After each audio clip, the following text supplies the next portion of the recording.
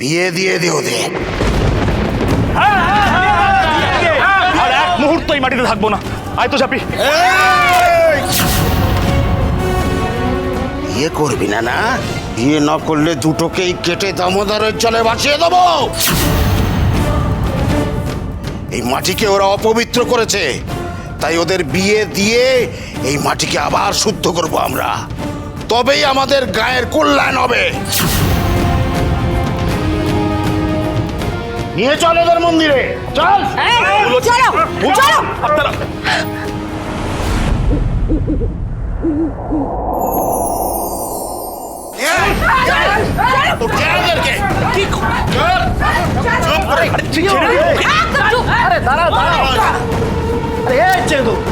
কি হলোটা কি? এত রাতে আমাকে মন্দিরে ডেকে আনলি, সেই সন্ধ্যা প্রদীপ দিয়ে আমি কখন মন্দির থেকে বাড়ি ফিরে গেছি। কি ব্যাপার বলতো, এত হল্লা কিসে? শোনো নিদু ঠাকুর, মায়ের সামনেই ছেলে মেয়ে দুটোর বিয়ে দিয়ে দিতে হবে। সে কি? এক্ষুনি। এক মিনিট, আমি এটা বলছি। এই দোহাই আপনাদের, প্লিজ আপনারা এমন করবেন না।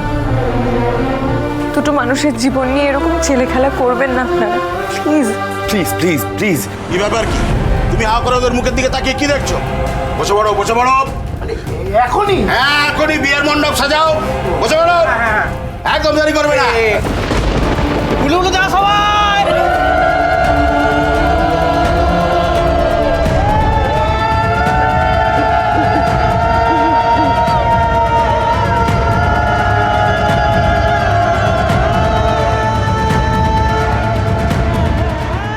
এটা হতে পারে না, এটা হতে পারে না। আপনারা জোর করতে পারেন না আমাদেরকে। তাহলে কিন্তু আমরা পুলিশে কমপ্লেইন্ট করব। আরে থানায় যেতে দিচ্ছে কে? হ্যাঁ, বিয়ে না করে এখান থেকে আজ তো বেরোতে পারলে তবে তো যাবে। এই এসব পুলিশের বুলি ছাড়বি না, বুঝতে পেরেছিস? ওসবে কিচ্ছু হবে না। এই জামপোতায় আমরাই আইন, আমরাই আদালত। আরে তোর বাবা, অত কথার কি আছে? এই এদোর মা, এই তোমরা মেয়েটাকে নিয়ে একটু বিয়ের জন্য সাজিয়ে গুজিয়ে নিয়ে এসো না। যাও না। এই সনাতন, ভানু, তোরা এই ছেলেটাকে নিয়ে যা। আমি পঞ্চাকে দিয়ে বেনারসি পাঞ্জাবি সব কিনিয়ে রেখেছি। প্রপার বিয়ে হবে, ঠিক আছে? ওই মন্দিরে দুটো ভাড়ার ঘরে দুজনকে নিয়ে যা, একেবারে বিয়ের জন্য সাজিয়ে গুজিয়ে চটপট এখানে নিয়ে জানি না। আমি যাব না। আমাকে দিয়ে জোর করে এই বিয়ে করাতে পারবেন না, আমি বলে দিয়েছি। মানে এই বলে দিয়েছি ব্যাস মানে কি? হ্যাঁ, তার মানে এই মেয়েটাকে তুই বিয়ে করবি না, তাই তো? আমরা একে অপরকে থাক, বুঝে গেছি, আর বলতে হবে না। পঞ্চা বাবাই, এই মেয়েটাকে যখন ঘরের বউ করবে না বলছে, তখন মেয়েটাকে আমাদের ক্লাবে নিয়ে গিয়ে তোল। ওর ব্যবস্থা আলাদা করে পরে আমরা করছি।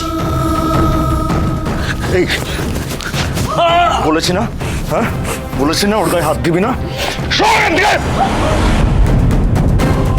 এত গায়ে লাগছে কেন? হ্যাঁ, ভর্তি করে যখন দায়িত্ব নিবি না, তখন আমাদের হাতেই ছেড়ে দেয় না মেয়েটাকে।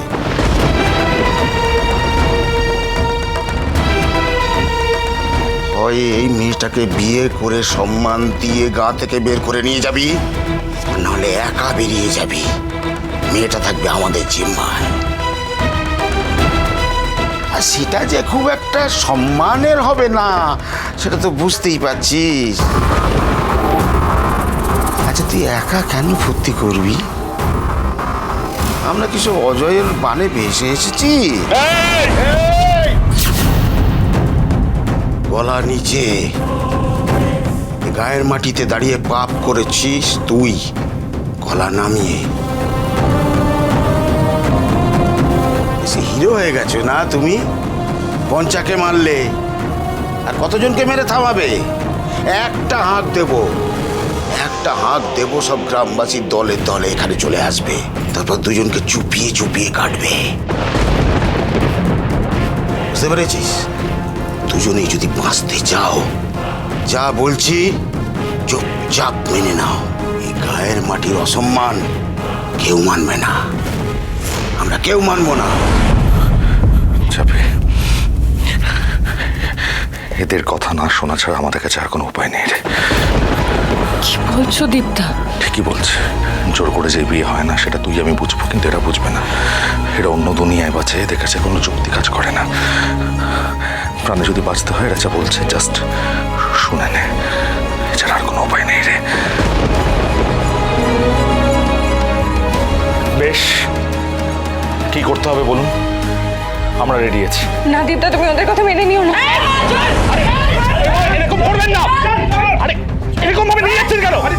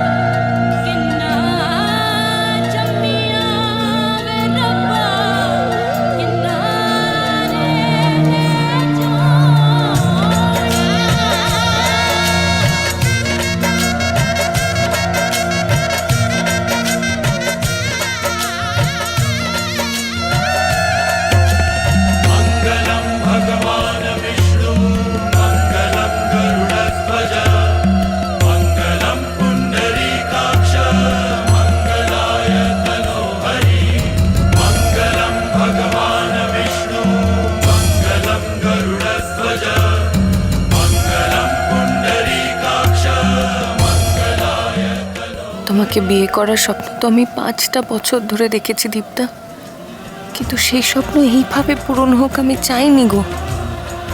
তুমি যে ভালোবেসে আমায় বিয়ে করছো না, এই ভয় পেয়ে বাধ্য হয়ে করা বিয়ের ভবিষ্যৎ কি হবে কে জানে। হে মা ছাড়া লক্ষ্মী, হে তুমি কি করছো আমার সাথে?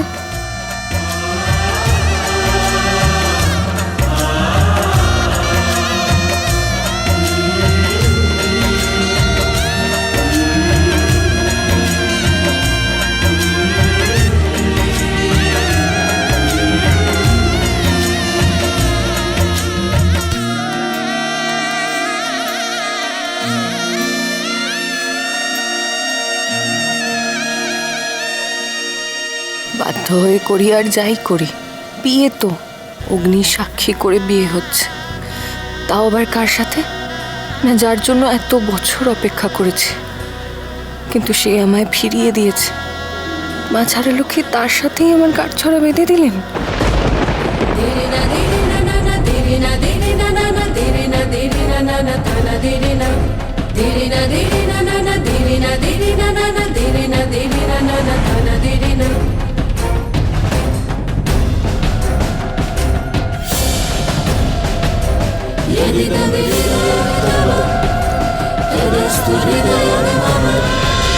কোনো ধমকা সে আচমকা হাওয়া বৃষ্টি লক্ষ্মী চাপে